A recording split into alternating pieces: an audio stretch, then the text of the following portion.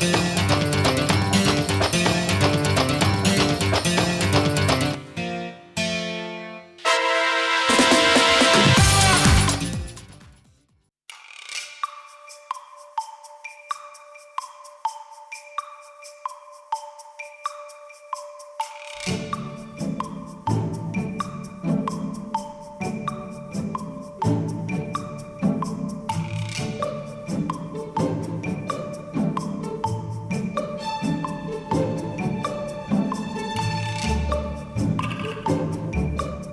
vous devriez conter votre histoire, quel serait le début?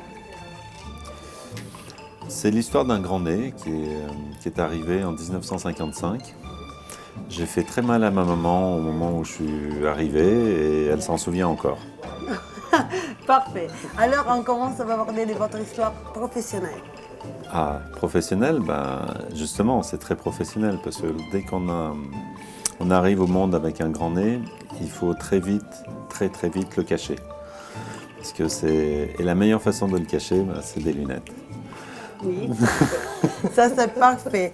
Vous avez d'origine arménienne, c'est juste? Oui, mes origines arméniennes, donc de père et mère arméniens, m'ont influencé automatiquement parce que c'est une culture qui est très forte.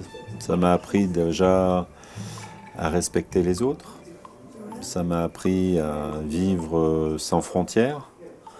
Ça m'a appris à regarder dans les yeux de toutes les personnes que je pouvais croiser. Ça m'a appris à habiller le regard très triste des Arméniens par leur histoire très douloureuse. Donc cette culture arménienne, ces origines arméniennes m'ont permis d'apporter dans mon travail une violence, une émotion, et puis toujours le respect de la personne.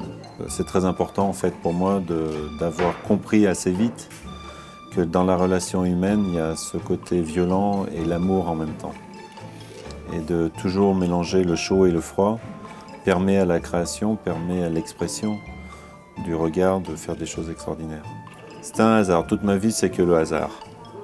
C'est le hasard de me trouver dans ce quartier, d'avoir une école d'optique pas trop loin, d'aimer dormir et d'être toujours en retard. Et donc il fallait limiter la casse, si je puis dire. Et donc c'est cette école que j'ai choisie par hasard, parce qu'elle était à côté de la maison. Donc, il n'a pas été un coup de foudre, parce que j'avais lu que c'était un coup de foudre que vous avez eu avec les lunettes. Non. Non, c'est vraiment le hasard et c'est la nécessité, mais c'est pas un coup de foudre.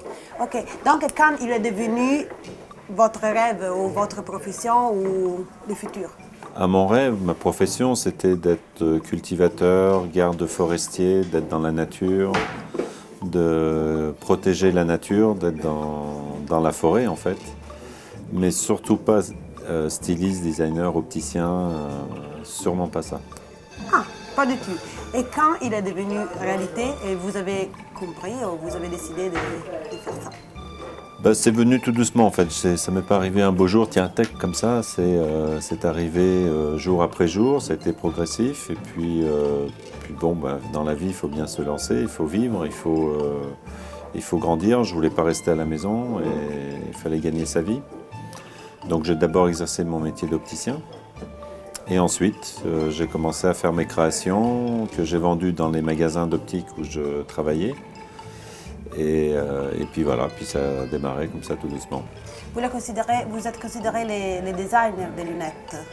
Et qu'est-ce que c'est les lunettes pour vous? Qu'est-ce que vous avez changé?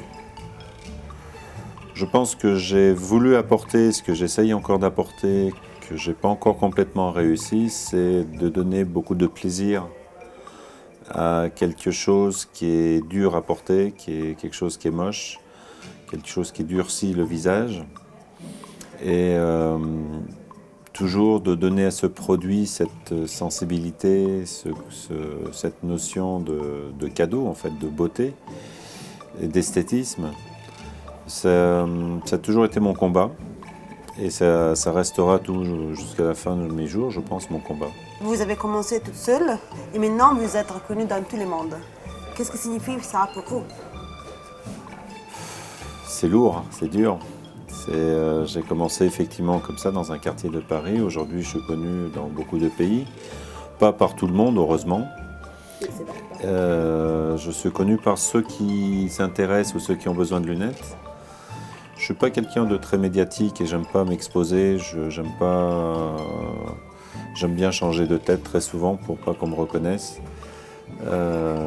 Bon voilà, donc ça me fait beaucoup de choses et à la fois rien du tout. C'est-à-dire pour moi,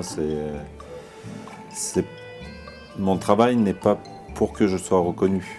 Mon travail est pour donner du plaisir aux gens qui ont besoin des lunettes et d'apporter de la création, de l'amour à tout ce que je fais.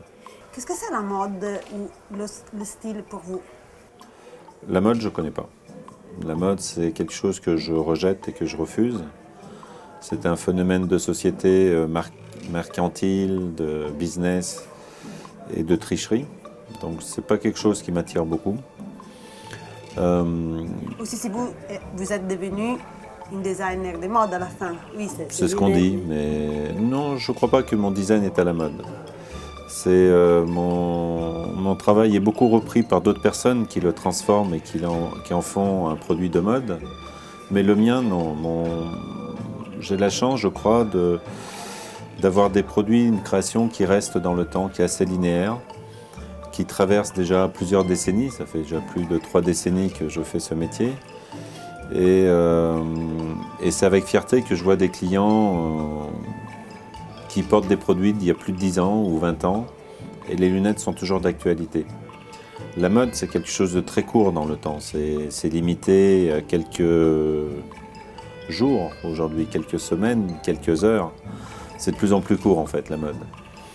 Et donc ça, je ne supporte pas. J'aime bien prendre mon temps, j'aime bien la continuité, j'aime bien le plaisir, et donc je ne suis pas à l'aise avec la mode.